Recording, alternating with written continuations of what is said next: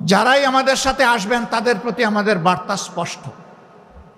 Number 1, আপনি দুর্নীতি করতে পারবেন না, আর কোনো দুর্নীতিবাজকে আপনি প্রশ্রয় দেবেন না।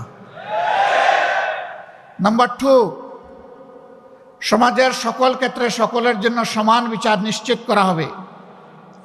কোনো রাজনীতিবিদ বিচারের দিকে তাকাতে পারবেন না, হস্তক্ষেপ করতে পারবেন না। নাম্বার 3, সকল জঞ্জালের কবর রচনা করার জন্য জনগণ যে সংস্কারের দিকে তাকিয়ে আছে, সেই সংস্কারের সমস্ত সুপারিশমালাকে বাস্তবায়ন করার প্রতিশ্রুতি দিতে হবে। এই 3 প্রতিশ্রুতিতে যারা একমত হবেন, মোস্ট ওয়েলকাম, আসেন আমরা সবাই মিলে দেশ গড়ব ইনশাআল্লাহ। সব ধর্ম, সব দল, সব জাতি মিলে ঐক্যবদ্ধ বাংলাদেশ নিয়ে আমরা সামনে এগিয়ে যাব। সেই ঐক্যবদ্ধ বাংলাদেশ ইনশাআল্লাহ শুধু বাংলাদেশকে রাস্তা দেখাবে না, ইনশাআল্লাহ সেই বাংলাদেশ দুনিয়ার বহু দেশকে রাস্তা দেখাবে ইনশাআল্লাহ। সেই দিনটির অপেক্ষায় আমরা লড়ে যাব। আমরা আমাদের জায়গা থেকে সর্বোচ্চটা দিয়ে যাব। আল্লাহ রাব্বুল আলামিন আমাদেরকে সাহায্য করুন, আল্লাহ রাব্বুল আলামিন আমাদেরকে রহম করুন, এবং আল্লাহ রাব্বুল আলামিন তার নিজের জন্য খালেসভাবে আমাদেরকে কবুল করুন। অনেকে সংখ্যা গুণে বলছেন আমরা এত কোটি এত লক্ষ যুবককে কর্মসংস্থান দিব, বাকিদের কি হবে?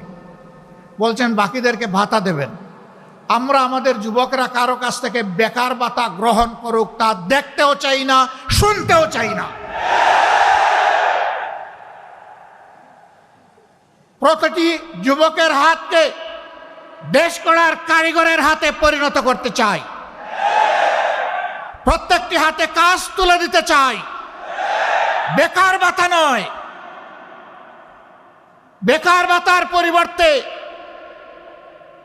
এরাই দেশে সকল ক্ষেত্রে বিপ্লব সাধন করবে, সেই বিপ্লবের বাণী তাদের মুখে পৌঁছে দিতে চাই, শক্তি তাদের বুকে তুলে দিতে চাই, আর তাদের হাতে কাজ তুলে দিতে চাই। সম্মানিত বন্ধুগণ, তোমরা তৈরি হও, ইনশাআল্লাহ তোমরা পারবা। আমরা তোমাদের সাথে আছি। আমি বরাবর বলি, চুল দাড়ি সাদা দেখে ভুল বুঝবা না, তোমাদের চাইতে আমরা কম যুবক না। আমার সাথে তোমাদের অনেক সহকর্মী কাজ করতে গিয়ে মাঝে মাঝে তাদের বিশ্রাম নেওয়া লাগে।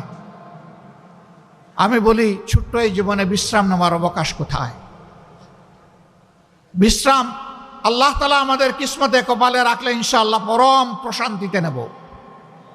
কিন্তু এটি দুনিয়া নয়, এই দুনিয়া বুকের নয়, এই দুনিয়া ত্যাগের ইনশাআল্লাহ। বাংলাদেশ জামাতে ইসলামী, ইসলামী সংগঠন সমূহ এবং দেশপ্রেমিক অন্যান্য সংগঠনকে সাথে নিয়ে সেই ইনসাফের ত্যাগের বাংলাদেশ করতে চায়। আজকের এই সম্মেলনে আমাকে এখানে কথা বলার সুযোগ করে দেওয়ার জন্যে আরেকবার ইসলামী ছাত্র শিবিরকে অন্তরের অন্তঃস্থল থেকে ধন্যবাদ, গভীর কৃতজ্ঞতা জানিয়ে আমার বক্তব্য এখানেই শেষ করছি। আল্লাহ হাফিজ। বাংলাদেশ জিন্দাবাদ, বাংলাদেশ ইসলামী ছাত্র শিবির জিন্দাবাদ। আসসালাম।